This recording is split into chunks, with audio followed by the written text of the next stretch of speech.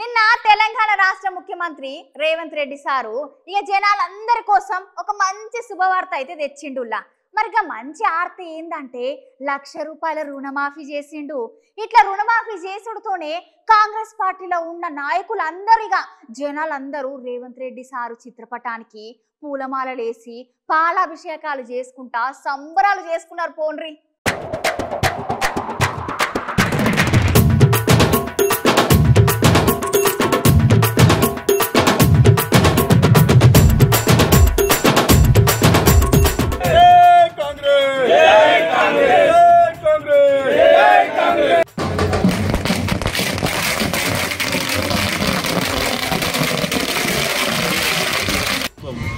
ఇచ్చిన మాట ప్రకారం మాట ఇస్తే నెరవేర్చడానిలో కాంగ్రెస్ పార్టీకి ఏది పోటీ లేదు.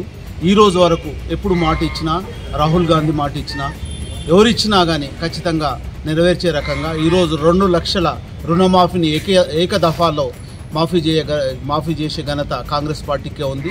చారిత్రాత్మకంగా ఇది గొప్ప రోజు అని కూడా చెప్పుకోవచ్చు.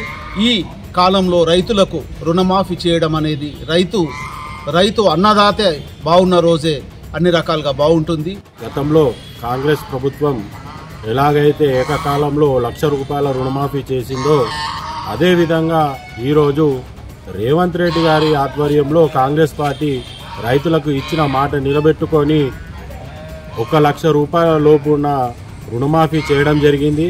అదేవిధంగా ఆగస్టు 15 వరకు 2 లక్షల రుణమాఫీ చేయడం జరుగుతుంది.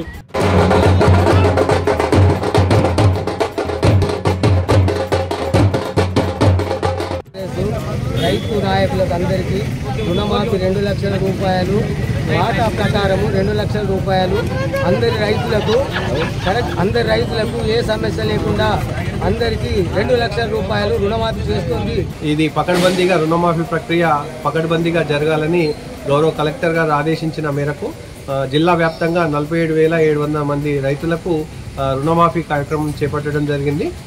ఈరోజు చరిత్రాత్మకమైన రైతు రుణమాఫీ కార్యక్రమంలో పాల్గొని లక్షలాది రైతులకి రైతు రుణమాఫీ కార్యక్రమం ఈరోజు విడుదల చేస్తున్న గౌరవ ముఖ్యమంత్రి గారికి, గౌరవ ఉప ముఖ్యమంత్రి గారికి, సోనియా గాంధీ గారు ఉమ్మడి రాష్ట్రంలో ఉన్న కరీంనగర్ జిల్లా కేంద్రంలో ఎన్నికల ప్రచారంలో భాగంగా 4 కోట్ల తెలంగాణ ప్రజలకు వారు మాట ఇచ్చిండ్రు.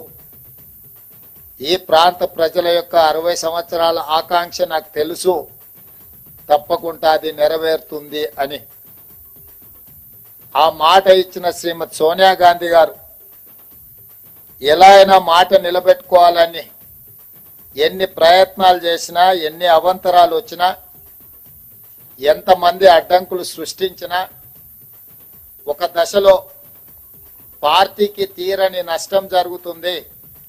అత్యధిక పార్లమెంట్ స్థానాలు, అత్యధిక శాసనసభ స్థానాలు ఉన్న ఆంధ్రప్రదేశ్లో పార్టీ మనుగడనే కష్టమవుతుందని చెప్పి